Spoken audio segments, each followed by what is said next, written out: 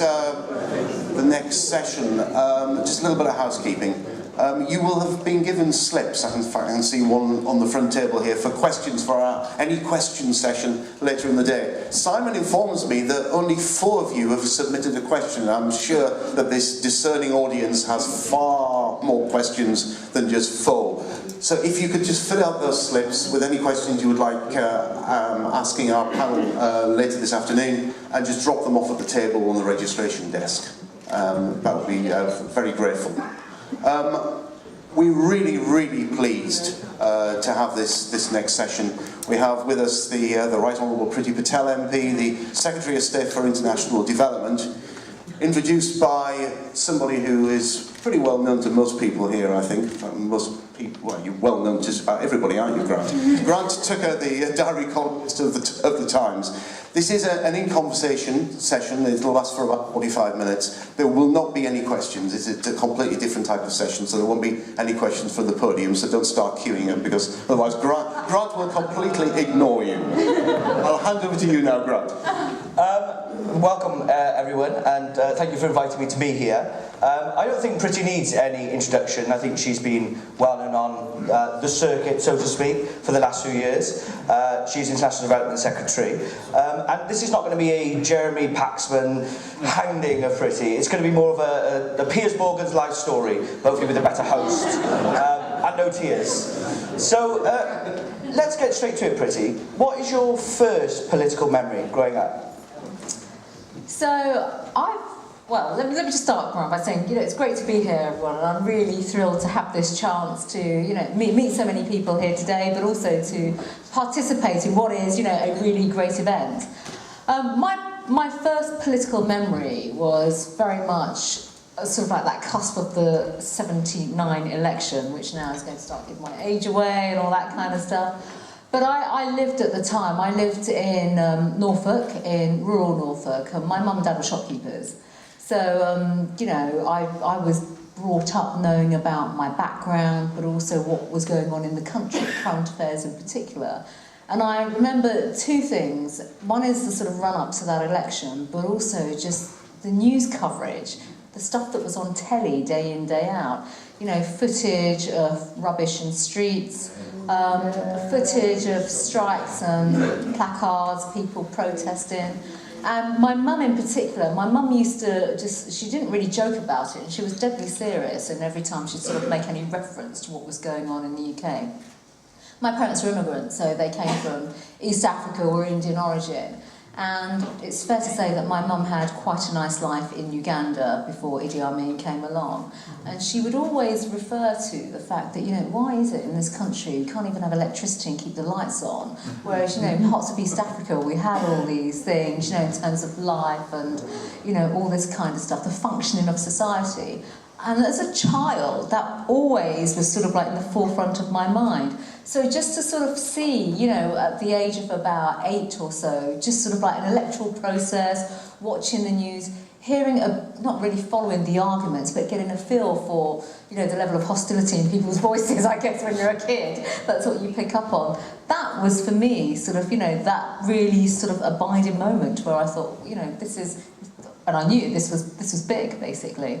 And when did you start to form political opinions? I've read interviews of yours before where you sort of talk about dinner table conversations with your dad. Yeah, my household was just, we're full of chit-chat, basically. Talk about anything and everything. And I guess, the other thing is, I come from a pretty traditional Indian family, so, we'd sit down in the evenings, and my mum and dad worked ridiculous hours because they were shopkeepers. My dad used to be up at like 4 o'clock in the morning, so I'd never see my folks in the day, basically. I'd go to school myself, come back, do my homework, all that kind of stuff, and I had brothers and sisters. I've got a brother and sister as well, and for us that was normal. So, getting together in the evening over supper and then sort of talking about stuff was really important. But the other thing is that my parents ran newsagents. So, I was always in the shops, I was always reading newspapers, I was always seeing what was going on. And so, I just sort of like ask questions. Yes. What's this in this paper, Dad? And we just sort of talk about it. But I think importantly, because of the background of my mum and dad, and because effectively they'd experienced, they were hounded out of the country. My mum's family were persecuted because of who they were and what they had worked for and everything that they'd achieved in life. My dad, who is the eldest out of 4 children, and I'm the eldest in my household. In Indian culture, the eldest sort of like you bear the sort of brunt of everything. You have to be responsible for whatever happens in your family if something happens to your dad. My dad would say to me frequently that, if anything happened to him, and his father died quite young, I would be responsible for looking after my mum, my brother, sister, but also running the business. And my dad would always constantly say to me, when he was buying new businesses, or when we moved to a really nice house where my mum and dad still live right now, he would say to me, we can only do this because of the country that we live in, because of the values of the Conservative government, because of Margaret Thatcher. She gives us the freedom to succeed. And so I've been immersed by that, and I've seen that. I absolutely seen that, and I've experienced that. It's interesting you talked about your mother facing persecution abroad. Did you, growing up in 1970s and 80s Britain, did you ever face any racial prejudice in this country?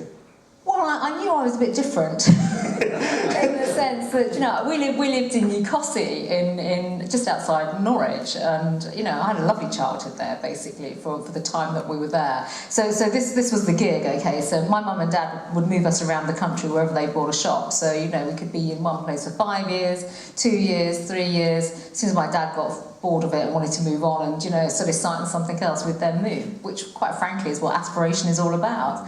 But in Norfolk in particular, because I was in a really beautiful part of Norfolk, we were the only Indians in the village, literally. And so, but that, from our perspective, well, 2 things. First of all, my dad didn't want us to live in London and Wembley with, the rest of the Patels and the other diaspora communities, so to speak. He wanted us to integrate, and for him, living in a rural community was exactly that. So he taught us all very early on. It was only my sister and myself at that stage. You just get on with life, but you go out and do community work, you get involved. So one of the jobs I used to have, apart from stacking shelves in his shop, was also I used to do all the weekly orders for many of the elderly people that lived around Newcastle, and their weekly groceries and all that kind of stuff. And I would go with my dad on a Thursday evening and deliver them, but also because kids, I don't know, I think kids are sort of less independent now than certainly at that age. I used to at weekends just sort of like go out my bike and just sort of go knock on their doors and make sure that they were all right, and if they needed anything, that kind of stuff. And that was my upbringing. So in answer to your question, no, I don't, not overtly, but I knew it was certainly different. And you mentioned that integration was a big, your father put that on you and said that was very important. Is that important in your approach to immigration now as a politician? Do you find integration very... Totally, absolutely. I mean, why would you not? Why would you come to another country and choose to live your life separately and not integrate, not embrace the country that is now your home? And, that's what my dad used to say as well, constantly. How can you live in sort of like one part of the country, almost in this sort of very secluded way, and choose not to integrate and be part of society and, not just live by the values, but also demonstrate the values in, your day-to-day life as well, and be part of that wider community. So my views on immigration are certainly linked to, my upbringing and how I've been brought up myself. And so how did young Priti Patel go from these dinner table conversations with her dad to entering politics and first getting involved in politics? So it's fair to say, so you've probably all got the feel now, my household was quite lively. There were quite a few discussions taking place, which, I think is really important. I think that's just so important. And as I said, I've been brought up in that very sort of, I guess, quite a conservative family unit, effectively. But my parents had a newsagent at the time, and I would always be in the shop sort of at weekends and school holidays, because that's what you did basically. And I would follow what was going on, and I actually remember one of the big political moments for me particularly in terms of news, current affairs, and when I got even more interested in sort of, say, politics in the small sense, was when the Westland affair took place. Primarily because it was just like, wow, you know, all this stuff, and it's real drama, you know, real drama, cabinet resignations, etc. And I was doing a piece of work at school in my English class. We were just asked to basically almost write up something that would be a newspaper article. And, you know, and this is not a bid for me to ever become a journalist or become an editor of a newspaper, but I literally did a sort of hold the front page piece on the Westland affair. And then, of course, I had to research it, and I was just sort of like fascinated by the personalities, you know, the sort of like, obviously, the content of decision-making as well, but also how government had got itself into that situation. And so I think after that moment, I was just intrigued with political decision-making, but also the power of personalities and strong leadership as well in government and politics. And, you know, that for me was absolutely embodied in Margaret Thatcher, in who she was, her absolute passion for our country, the strong leadership that she was given, also the way she'd stand up to people as well in her government, you know, and I quite like that. But do that to civil servants. But then against that backdrop, I did have a very well-known Member of Parliament. So my parents had a shop in Hartsmere. My mum and dad still live in Hartsmere. And of course my Member of Parliament was Cecil Parkinson. And Cecil used to come through our village. And so I remember meeting Cecil. Literally, this was one day I was picking my brother up from school, and I cannot remember the year, but it must have been an election year or near the election. Cecil was outside the school, and he basically took me aside, asked me about my mum and dad and what was going on. He said, literally, isn't it about time you joined the Conservative Party? And I sort of looked at him thinking, why?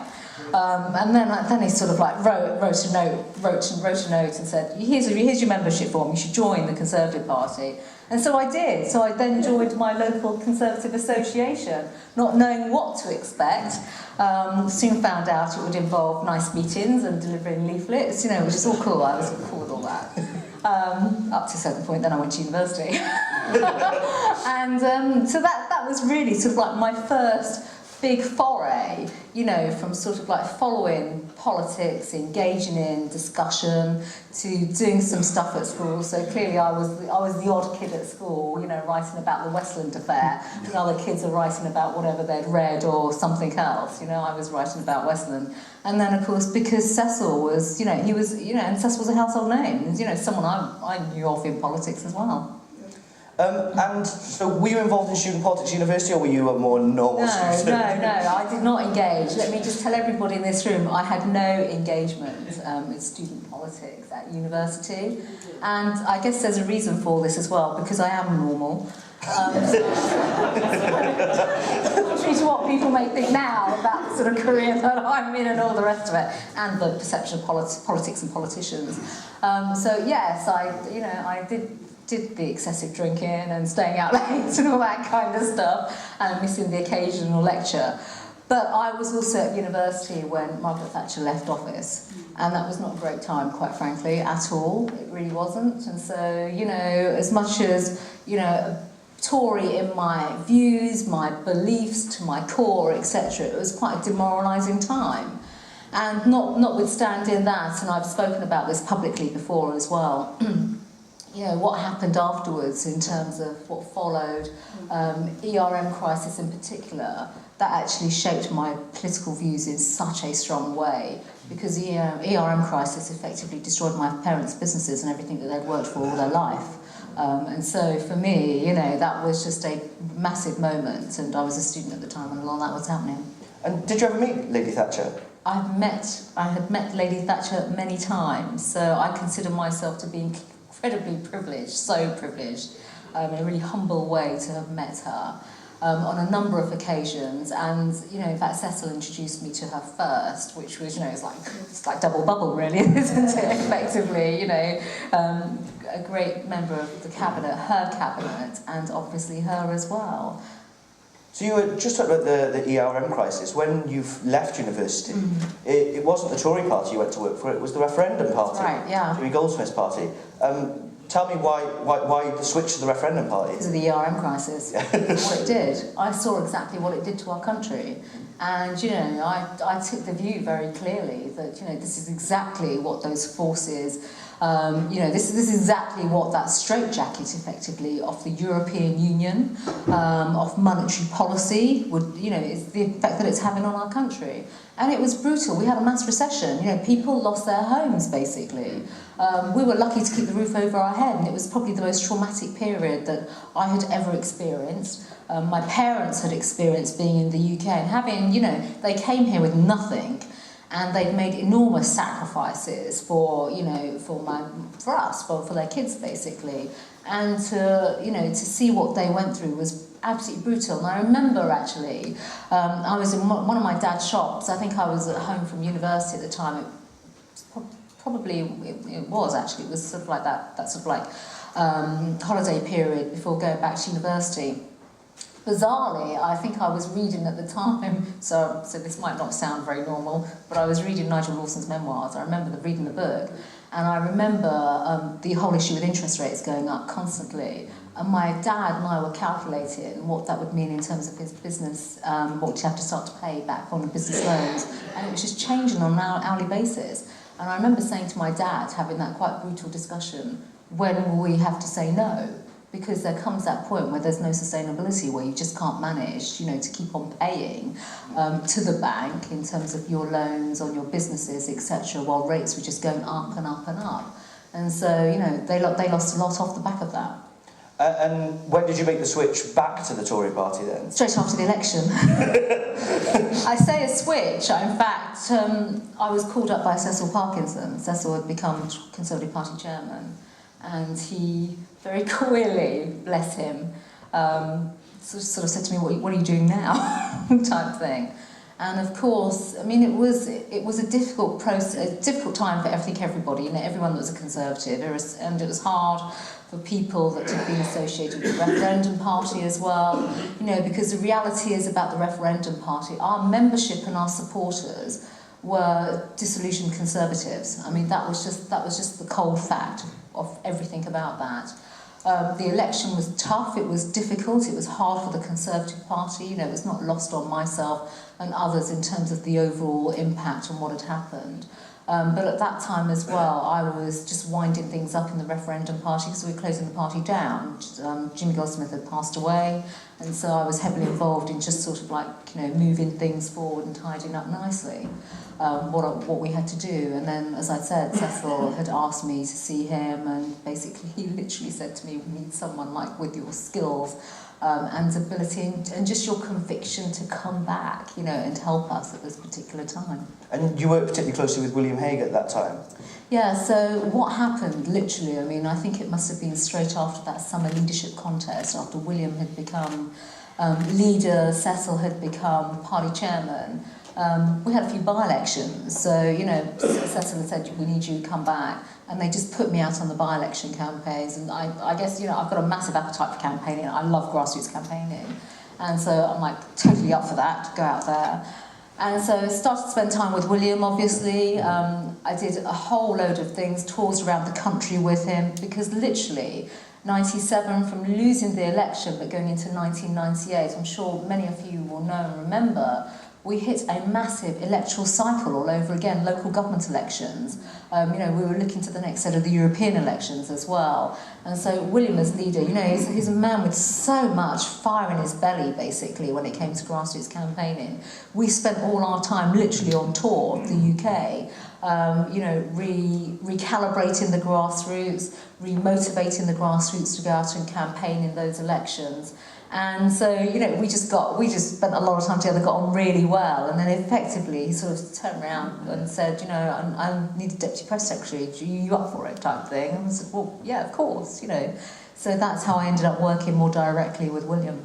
And that campaign was a very Eurosceptic campaign. Yeah. It must have appealed to you. And William Hague was often a hero of the Eurosceptic movement. Were you surprised last year when William Hague came out for Remain? I don't think I was, actually, primarily because, you know, the campaign that we ran back then was in Europe but not run by Europe. which was, you know, it was a big European election campaign for us. We did well off the back of it as a party. And I think it sort of, you know, gave us all the spikiness that we needed. I think, you know, last year's referendum campaign, it was difficult. It was very difficult, you know, for people like me. I was under, you know, it was, I'm not going to say it's easy, you know, going to sit in front of David Cameron and explain to him my position. My position has been crystal clear from day one. You know, I'm a person of great principle and conviction, and I know what I stand for, and I know why I have the views that I have, and, you know, nothing was going to change that. I think for William, though, and obviously I can't speak for him directly, but, you know, he'd been in government, he'd been obviously very loyal to David Cameron, and that was a collective position that many of them chose to take. So let's go back to you going from press officer to Conservative Party candidate for the parliamentary elections. How did that come about, and why the jump? So, which is a great question, really.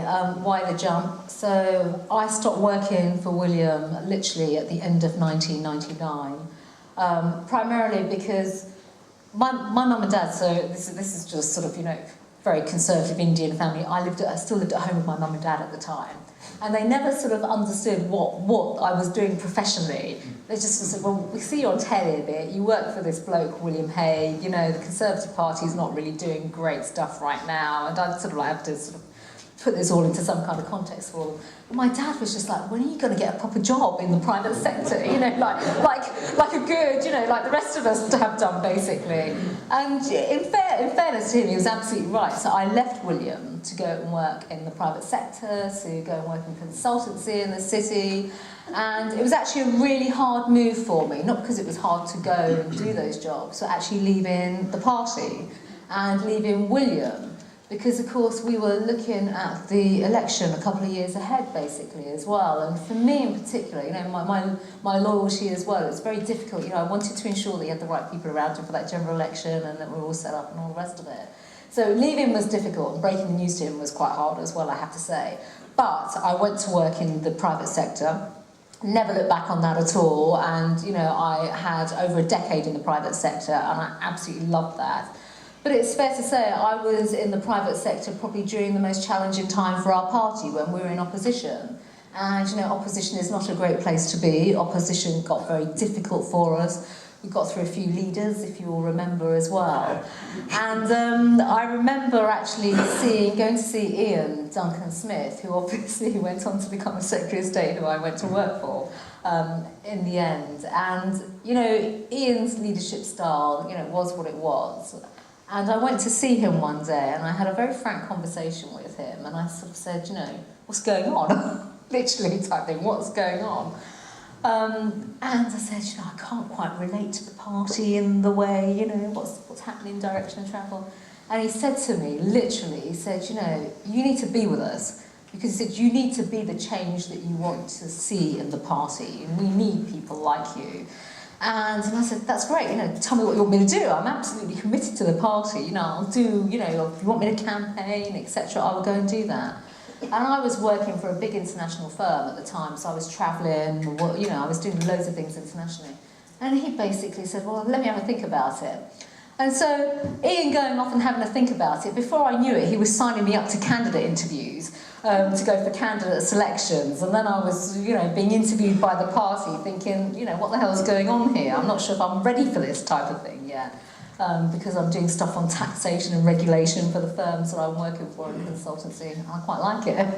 And so before I knew it, I was doing the assessments, got myself through them, which was all great. And then obviously he and others said to me, oh, by that stage we were on to a new leader. Michael had now become leader, and we were all looking ahead to the 2005 election. And then people sort of said to me, you better apply for some seats. And I sort of said, well, I can't. You know, I'm in East Africa tomorrow. I can't apply for seats. I'm doing this. I've got a proper job, you know. So I then sort of started to juggle that. And they said, no, you need to apply for seats. So I started to apply for seats. Got absolutely nowhere, to be very frank. I felt it was just an all-consuming exercise that took up a lot of time and emotional energy and effort while I'm trying to be a professional person. You know, doing the job that I was doing for the firm that I worked for. Eventually, I got selected in, I think, December 2004 for the 05 election in Nottingham North, which is great. I mean, I loved it. As I said, I enjoy campaigning. Literally, just sort of went to see my chief exec and chairman the day after I got selected, and they were absolutely cool with it. Because quite frankly, if I was not going to get support at work, you can just sort of kiss this kind of stuff goodbye, because you need that kind of support. And they just sort of said, yeah, just get on and, get on with it, basically. You'll do us proud, blah, blah, blah. Just don't drop the ball in some of these things that you're doing at work, which is all great. And for me, it was a fantastic election. I was sandwiched in between marginal seats. I worked my guts off. I did what I do best, which is grassroots campaigning, raised a load of money for the associations, and effectively got the team in Nottingham ready for their big municipal elections the year after. So, I wasn't going to win the election, but I was going to make everyone work bloody hard, and I think we achieved some great outcomes from that. So that's effectively how I, moved into that sort of like space of doing all the other stuff behind the scenes into becoming a candidate. And lots of toing and froing, and then in 2010 you won Whittam. Yeah. Do you remember the first time you walked into Parliament as a Member of Parliament? Yeah. Yeah, I did.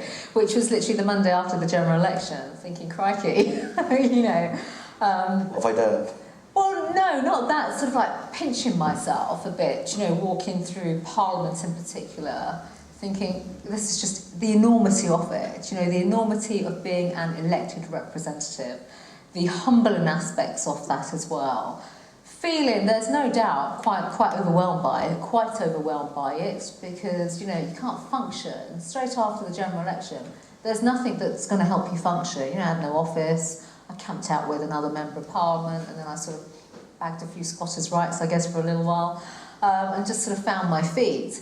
And then, of course, that moment hits you where you eventually get an office and you think, right, I want to hit the ground running. I haven't come here to watch paint dry, literally. There are loads of things that I care about, I'm passionate about, I want to talk about, basically. Quite a bit on Europe.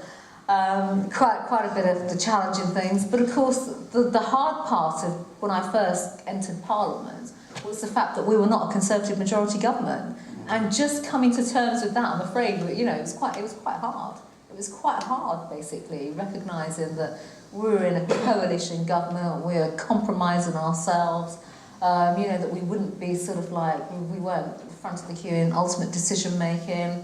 Everything was trade-off, it was all a bit transactional and compromising, and that was quite frustrating. So in and amongst that sort of the newness, the real newness for the Conservative Party going into government after a long period of time, I think our party finding its feet, our party wanting to capitalise on that, and rightly so. I mean, it was huge. It was absolutely huge, obviously, for all of us. And then working out, so what do we actually stand for, and what are we going to start achieving? That was massive. That was a huge. I'd say that's probably what preoccupied me for my first 6 months, first 12 months, effectively. In that regard, did you struggle as a backbencher? There's not much you can do, and there's not much power there. I don't think so. I mean, I think you have to make your own way in life, basically. And I think being a Member of Parliament means that, you have to have a degree of endurance, but also this ability to be a self-starter. As I said, I went into Parliament and I wasn't going to just go there and watch paint dry. I gave up a great career to come into Parliament, and it is a privilege to be a parliamentarian. But I think actually you have to work out where you think you're going to make your impact. And, in a coalition government, you can make your impact by being a little bit spiky, I think it's fair to say. But also staying true to yourself. And that's been my motivation from day one when I went into Parliament. I don't ever want to be in the position where I feel that I have to compromise my values and beliefs. Making sure that, I'm there doing the job of representation. It's a privilege to represent 70,000 people in a new constituency. So I'm my constituency's first ever Member of Parliament. My seat was also going to be abolished had David Cameron's boundary review gone through as well. So I think knowing that my shelf life could be limited, I was absolutely going to go, gangbusters, basically. Talk about the things that I care about, make my representations on behalf of my constituents. make sure that we got an EU referendum when we had that backbench motion. And, I made sure I not only spoke, but I voted. And, these are the areas that I just felt, when going back to our earlier conversation, the things that make me a conservative, the things that I followed, and, the issues that, I used to speak about, in my younger days at home as well, all those core things, how to bring those together in that parliamentary setting through representation by being a member of parliament. And then in 2014 you became a Treasury Minister. And you told us about you being a Thatcherite, I think that's fair to describe you as, a daughter of a shopkeeper. You understand bookkeeping. Something which didn't happen in the coalition was we didn't balance the books, despite promising that you would by 2015. Yeah. Was that a disappointment for you? Yeah, it was a frustration. I got a bit bored with everyone telling me it's too difficult, and at a very senior level,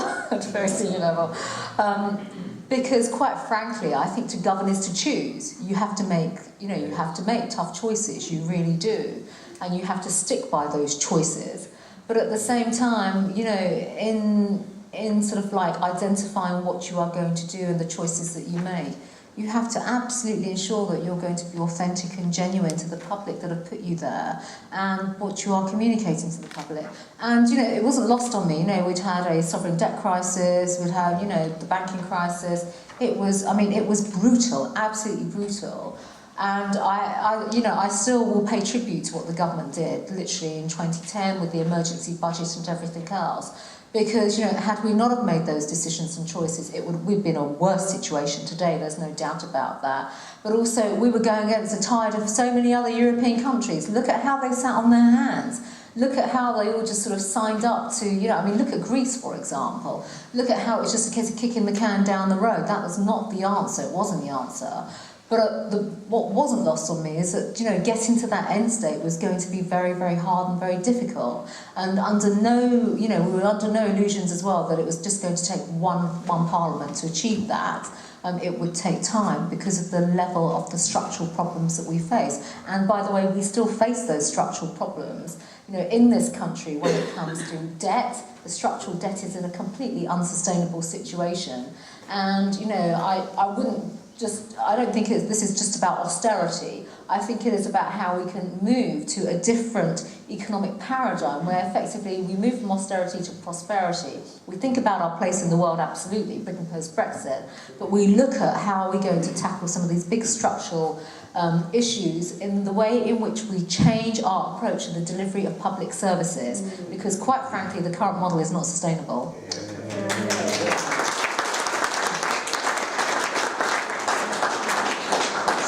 So what you're saying is the state really needs to examine itself and find out what it can and cannot do.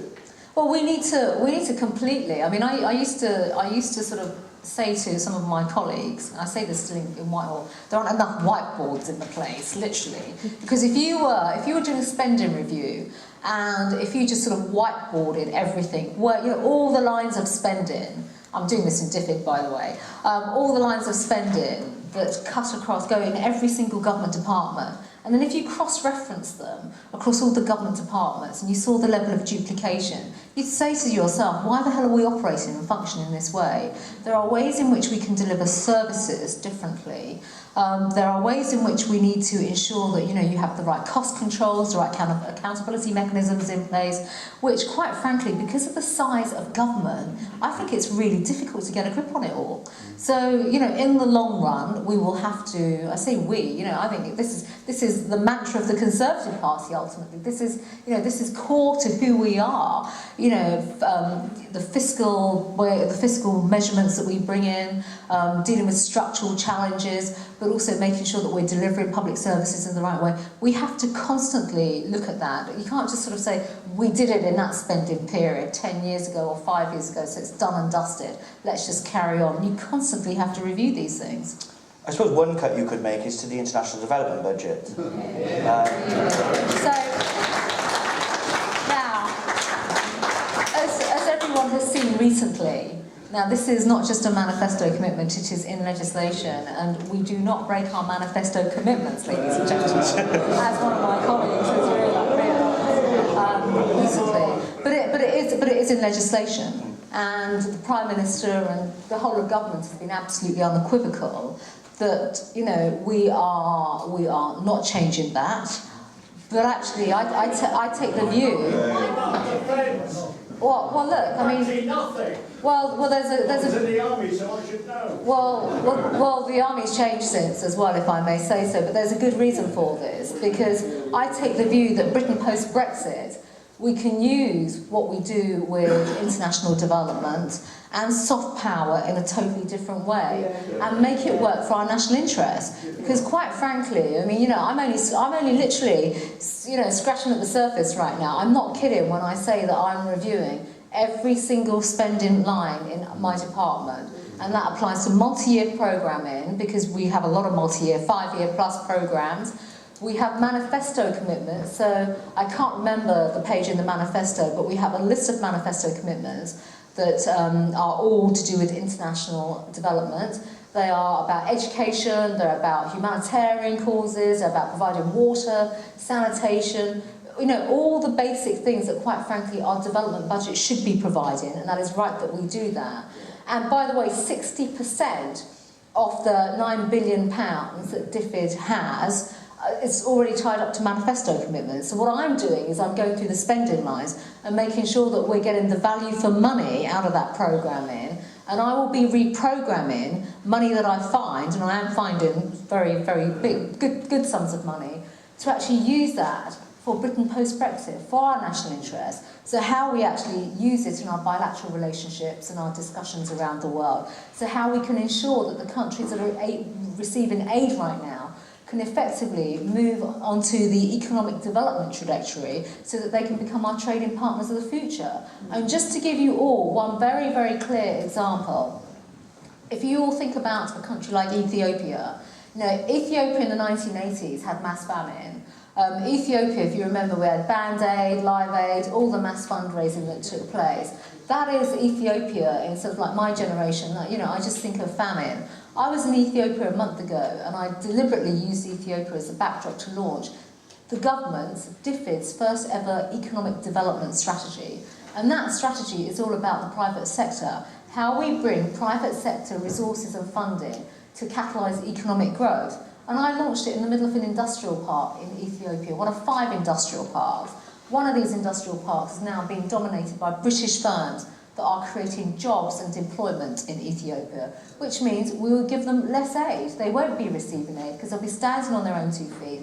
And it's British firms employing local Ethiopians, which importantly will give them jobs and livelihood and will stop them from, you know, wanting to leave Ethiopia, leave Africa, and be part of that great migration movement that we're also seeing across Europe and other parts of the world. Well, I think that's a defensive of part as well, but it's got a hostile crowd, admittedly. One issue which I always find is I've found remarkable is that we give money to countries which kill homosexuals, mutilate female genitals. How do you feel about that? Yeah, I mean, it's absolutely, it's appalling. It is absolutely appalling. And so this is my point about our bilateral engagement and relationships with these countries. Now, I could sit here and name a list of countries, but I don't think that's the thing to do.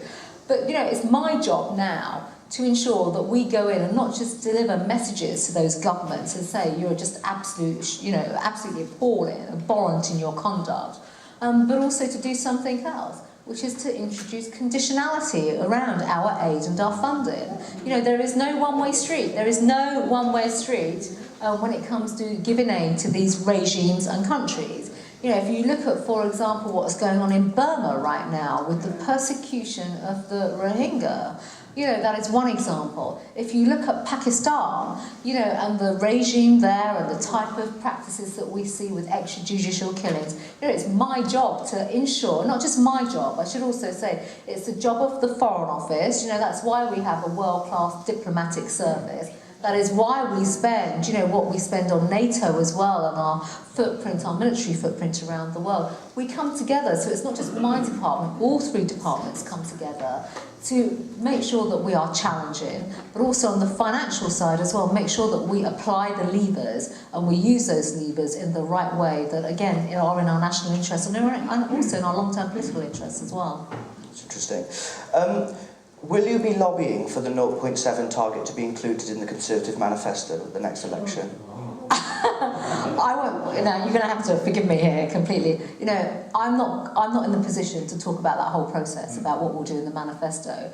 But what I would say is that my job right now, I think around 0.7, is to do something that I don't think has happened in recent years, which I think is to demonstrate to the British public why, if we use that properly, that 0.7%, why it is in our national interest, certainly as we, you know, leave the European Union, when it comes to diplomacy, defence and security. I was in Afghanistan 10 days ago, and believe you me, it's UK taxpayers' money, but working alongside our diplomatic missions, but also our armed forces, in bringing peace and stability and nation building in that country. And that for me is effectively, you know, why I speak about 0.7 being in our national interest. And I think going forward there's a lot more that we can do and should be doing in terms of combining 0.7 to show our place in the world, to absolutely demonstrate how we can use it in our national interest, but also to do the really important things, which where we can try, we can't do this everywhere, we are not the world's policemen,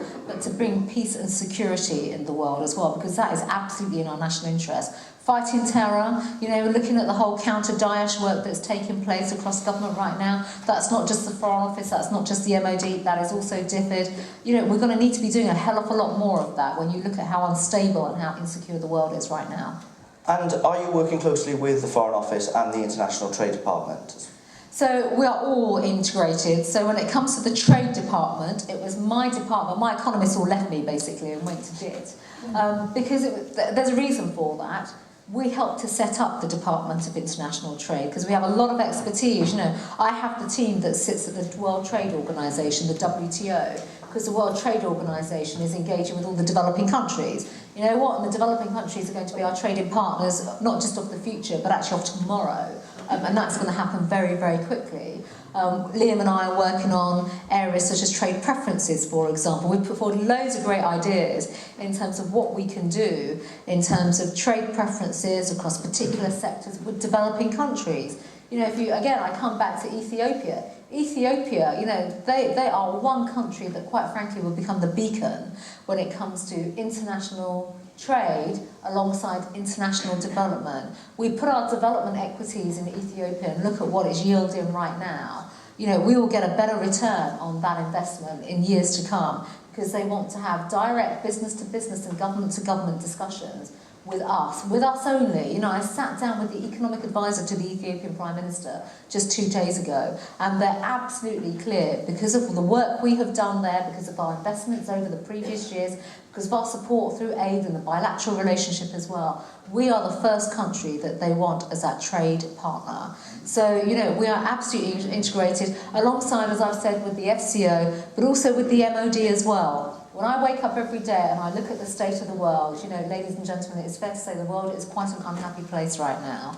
You know, we see a lot of persecution, we see a lot of violence, we see a lot of terrorism, and, you know, which is why we are absolutely one integrated team. You've now worked for 2 Prime Ministers, David Cameron and Theresa May. How do they compare?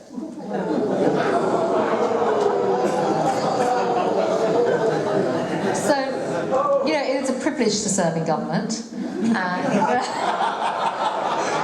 But also it's a privilege to work alongside Prime Ministers because they are different. They are very different in their style and their approach. And you know, I enjoyed working with David Cameron, partly because I guess I am quite a spiky individual, so you know I tell it how it is, and you know I enjoy some of the discussions I have with David Cameron. It's fair to say. This is a very, very different government and a different administration to that of David Cameron, so there's no doubt about it. I mean, as I've said, look at the state of the world, look at where we are. We've had the referendum, we had the great result that we had, and the Prime Minister is absolutely right in her focus. She is focused on delivering Brexit, and as a result, you know, we are a government that's focused on that, so our priorities are very different to David Cameron's administration, and certainly the work that I did, you know, in David Cameron's government as well, because yes, I was at the Treasury, but also I was at DWP, you know, where I did employment, but also I did a lot of legislation as well on reshaping welfare too. And so it is a privilege to work with Theresa May, because, you know,